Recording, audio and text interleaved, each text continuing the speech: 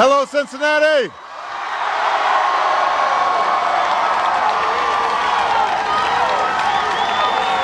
Well, it is good to see all of you.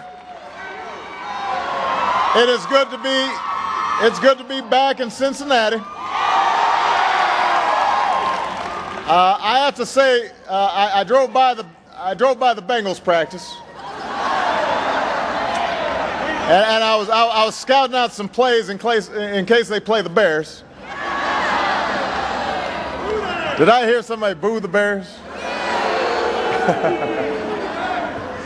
We've got some folks I just want to make sure are acknowledged here today. First of all, the Secretary of Transportation, Ray LaHood's in the house. Give him a round of applause.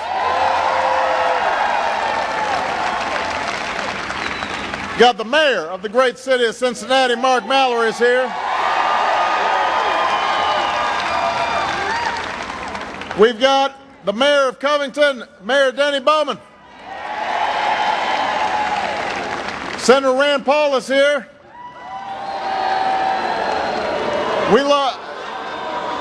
Rand's going to be supporting bridges, so we got it. And we've got Congressman John Yarmouth in the House. Now, it is good to be back. I was just in Columbus a little while ago, and I figured I couldn't get away with not giving Cincinnati a little bit of love.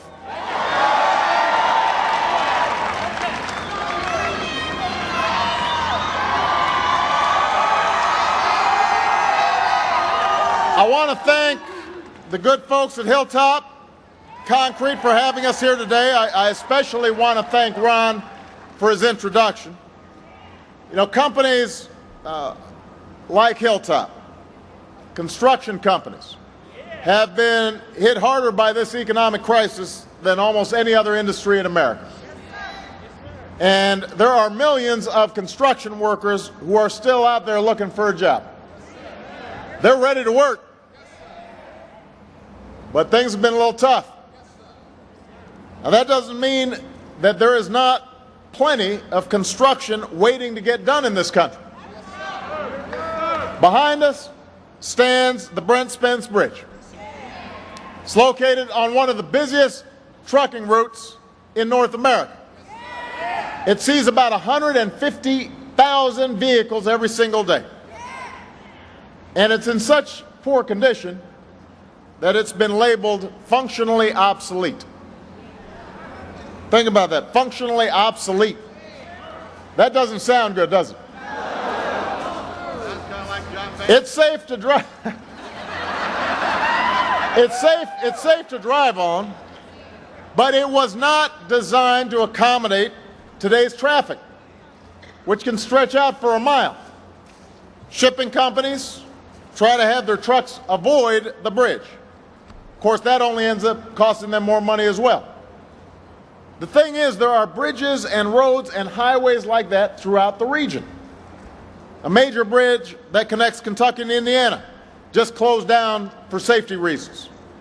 Another aging bridge that crosses over the Ohio River in Ironton could be replaced right now.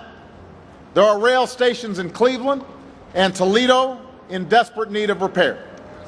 And the same is true in cities all across America. It makes your commute longer. It costs our businesses billions of dollars. You know, they could be moving products faster if they had better transportation routes. And in some cases, it's not safe. Now, we used to have the best infrastructure in the world here in America. We're the country that built the Intercontinental Railroad, the interstate highway system. We built the Hoover Dam. We built the Grand Central Station.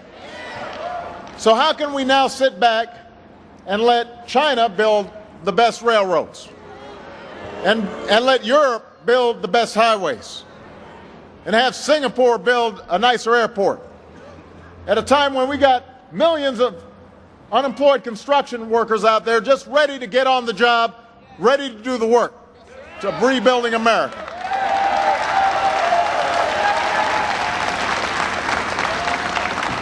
So Cincinnati, we are better than that. We're smarter than that. And that's why I sent Congress the American Jobs Act 10 days ago.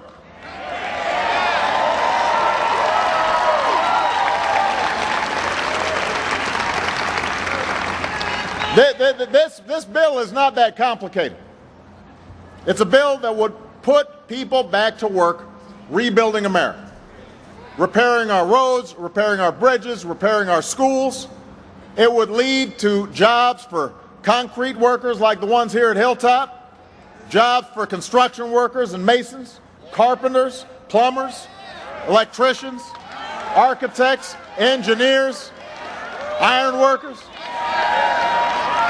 Put folks back to work. There is work to be done, and there are workers ready to do it. So let's tell Congress to pass this jobs bill right away.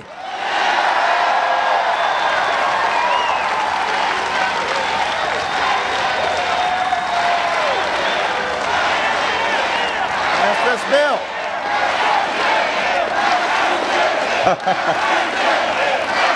Pass the bill.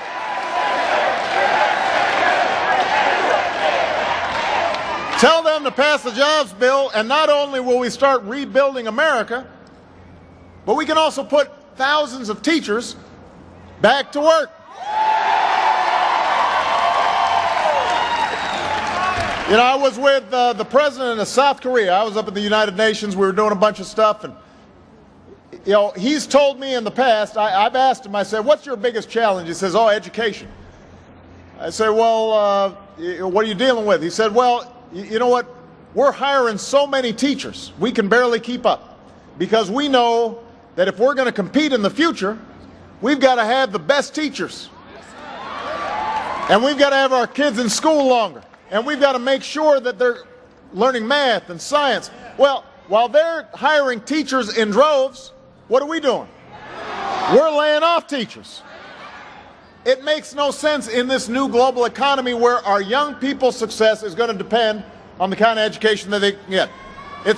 So for us to be laying off teachers doesn't make sense for our kids. It doesn't make sense for us. It doesn't make sense for our economy. Pass this jobs bill and put teachers back in the classroom where they belong.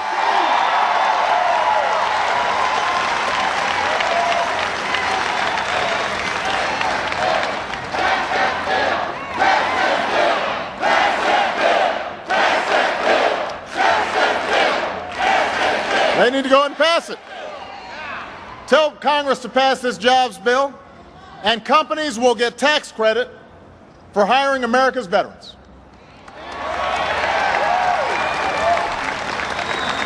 We've been through a decade of war now. Almost 2 million people have served. And think about it. They're suspending their careers. They're leaving their families, they're putting themselves in harm's way, all to protect us. The last thing they should have to do is fight for a job when they come home. And if we pass this jobs bill, it makes it easier for employers to hire those veterans. That's why we need to tell Congress to do what? To pass the bill.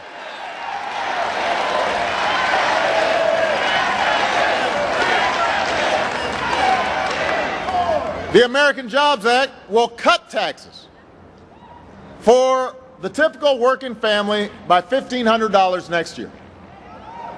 It'll cut taxes for every small business in America.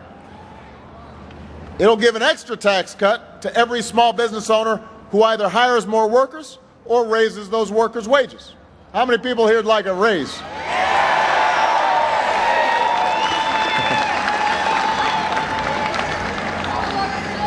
And we know that most small businesses are the creators of new jobs.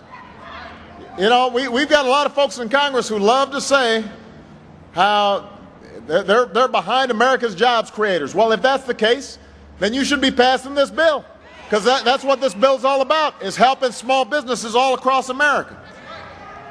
You know, everything in this jobs bill has been supported in the past by Republicans and Democrats.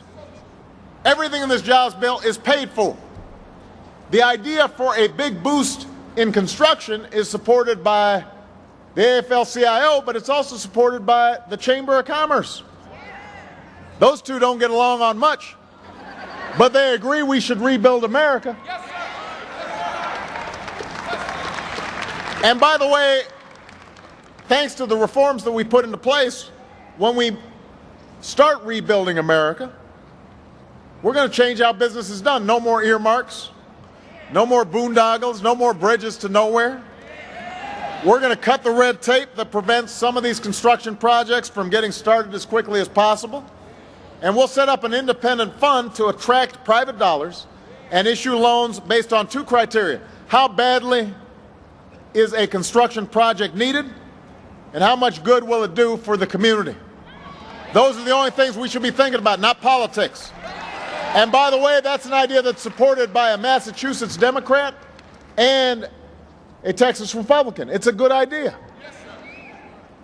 So my question is, what's Congress waiting for? Why is it taking so long? Now, the bridge behind us just happens to connect the state that's home to the Speaker of the House with the home state of the Republican leader in the Senate. Now, that's just a coincidence. It's purely accidental that that happened. But part of the reason I came here is because Mr. Boehner and Mr. McConnell, those are the two most powerful Republicans in government. They can either kill this jobs bill or they can help pass this jobs bill.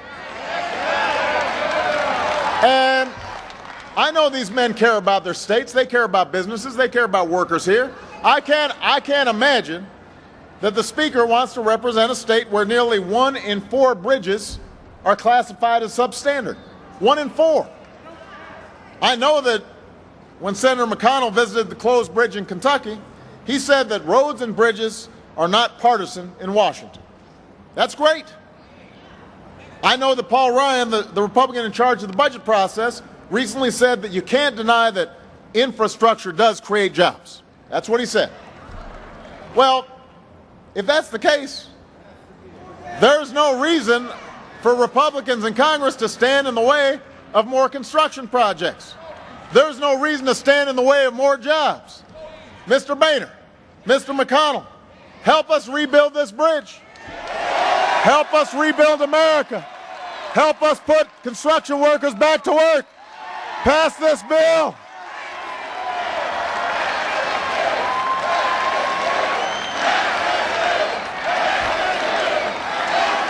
Let's pass the bill. Now, some folks in Congress, they say, well, we don't like how it's paid for. Well, it's paid for as part of my larger plan to pay down our debt. And that plan makes some additional cuts in spending. We already cut $1 trillion in spending. This makes an additional hundreds of billions of dollars in cuts in spending, but it also asks the wealthiest Americans and the biggest corporations to pay their fair share of taxes.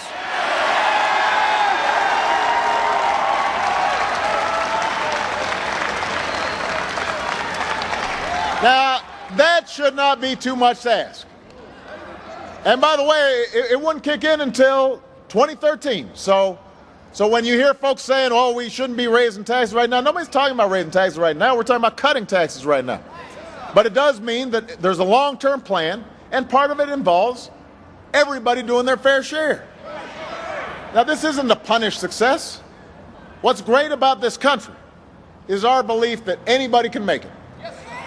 If you're willing to put in the sweat, if you're willing to roll up your sleeves, if you're willing to work hard, you've got a good idea, you're out there taking a risk, God bless you. You can make millions, you can make billions of dollars in America. This is the land of opportunity. That's great. All I'm saying is, if you've done well, I've done well, then you should do a little something to give something back. You should want to see the country that provided you with this opportunity to be successful and be able to provide opportunity for the young people who are going to be coming up behind you.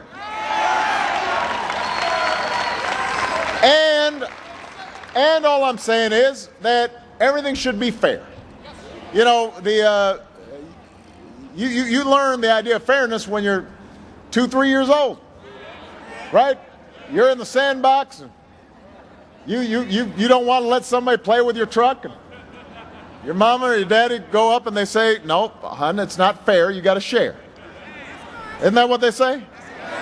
Things have to be fair. So all I'm saying is that Warren Buffett's secretary should not be paying a lower tax rate on her income than Warren Buffett. That doesn't make any sense. A construction worker who's making 50 or 60 grand a year shouldn't be paying higher tax rates than the guy who's making $50 million a year. And that's how it's working right now, because they get all these loopholes and tax breaks that you don't get. So for me to say, let's close those loopholes, let's eliminate those tax breaks, and let's make sure that everybody's paying their fair share, there's nothing wrong with that.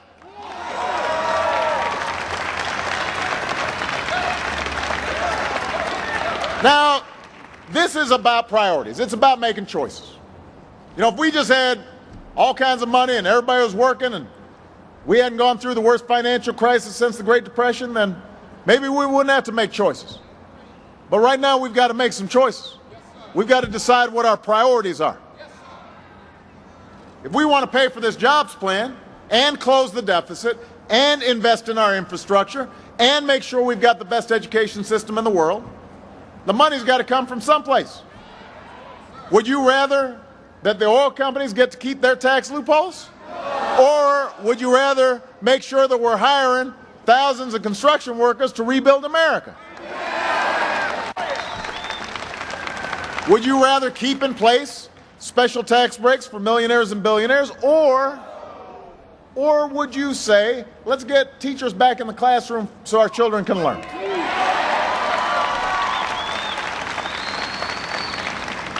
Now, the Republicans, you know, when I talked about this earlier in the week, they said, well, this is class warfare. You know what? If asking a billionaire to pay their fair share of taxes, to pay the same tax rate as a plumber or a teacher, is class warfare, then you know what? I'm a warrior for the middle class. I'm happy to fight for the middle class. I'm happy to fight for working people. Because the only warfare I've seen is the battle against the middle class over the last 10, 15 years.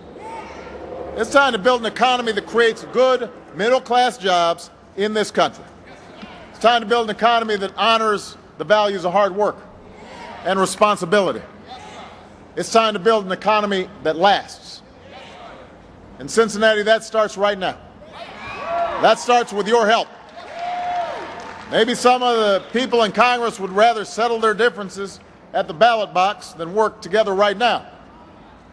In fact, a while back, Senator McConnell said that his top priority, number one priority, was to defeat the president.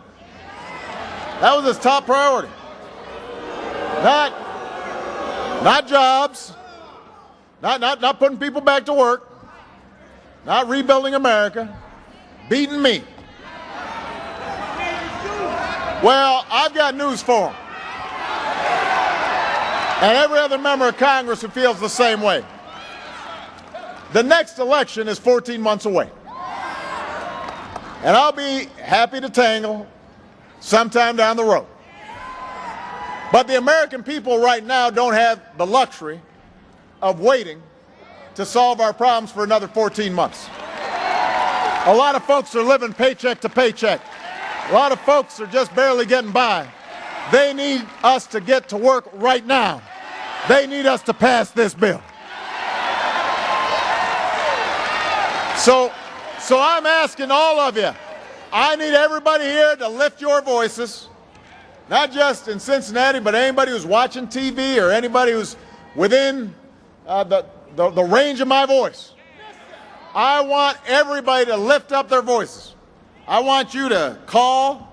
I want you to email. I want you to tweet. I want you to fax. I want you to visit. If you want, write a letter. It's been a while. I want you to tell your congressperson that the time for gridlock and games playing is over. Tell them you want to create jobs. So pass this bill.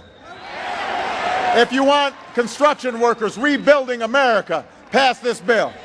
If you want teachers back in the classroom, pass this bill. If you want to cut taxes for middle-class families, pass this bill. If you want to help small businesses, what do you do? If you want veterans to share in the opportunities of this country, what should you do? Now is the time to act. Because we are not a people that just sit back and wait for things to happen. We go ahead and make things happen. We're tougher than the times we live in. We are bigger than the politics that we've been seeing these last few months. Let's meet this moment. Let's get back to work. Let's show the world once again why America is the greatest nation on earth. God bless you, and God bless the United States of America.